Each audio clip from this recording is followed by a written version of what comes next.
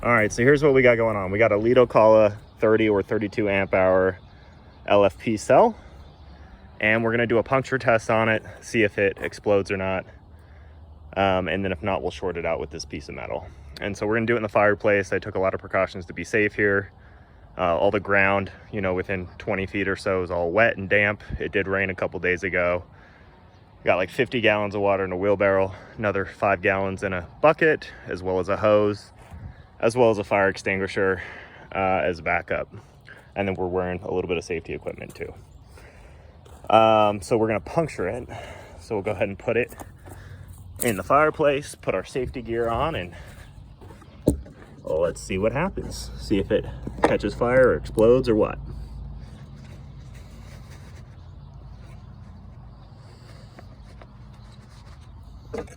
I'm gonna first try with a rake, and if nothing happens, we'll try with a sword, and then if nothing else happens, we'll short it out.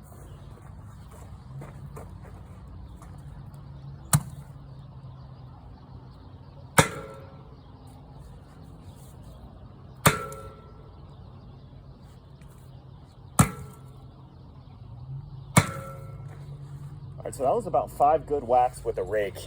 You can't quite see, there are some dimples and stuff. Nothing's happening, no smoldering, no smoke. No nothing. I might have to go get the sword now.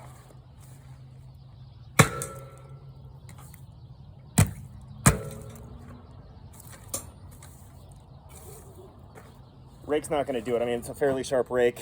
It's got multiple, I don't know if they went all the way through, but they're definitely dimples.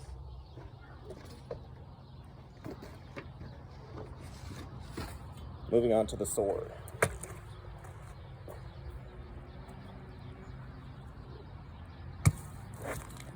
There we go. That one definitely went through. Nothing's happening. Absolutely nothing. So we're going to do it again.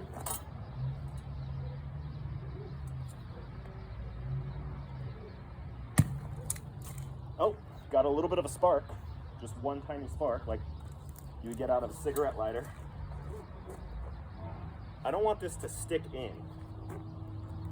So where's my, right here.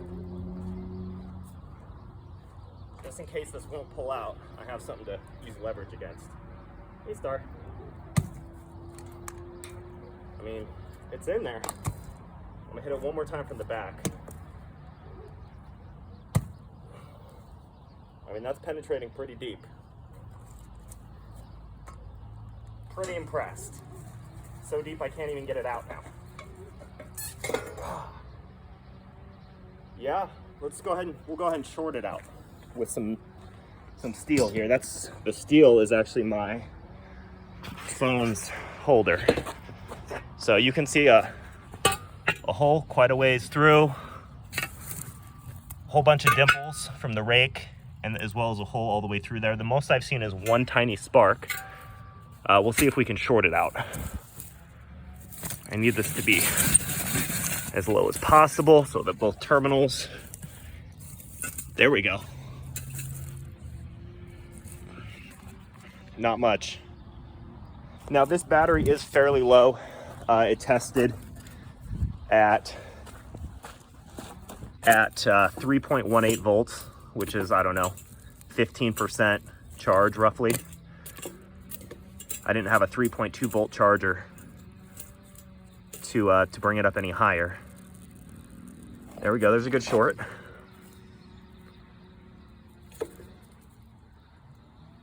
Uh-oh, looks like it's wearing down. So it was not fully charged, but it did have charge in it. Oh, there we go. I heard degassing. It probably heated up enough that the explosion-proof valve on the top opened, I believe is what I heard. We're not seeing any thermal runaway. And it looks like it's done. It looks like it just gassed out, and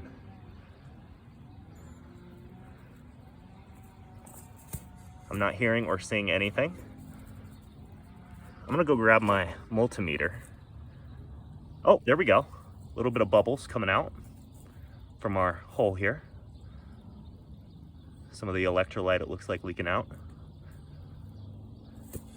But otherwise, nothing happening. Definitely no explosion, no fire. I did expect a fire, although I did not expect an explosion. I will set this on fire eventually.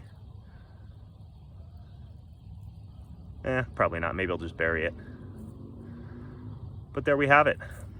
Nothing exciting. I'm gonna leave it on there for, I'll even try and leave some pressure on it here.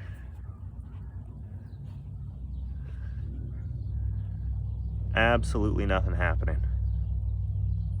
That wouldn't, so if this were to be punctured in a pack, at least at this voltage, it wouldn't even ignite the other cells, wouldn't cause a thermal runaway. In this case, wouldn't even cause a fire. And again, this was fairly low voltage. It was 3.18 volts, which is approximately 15% charge on these cells.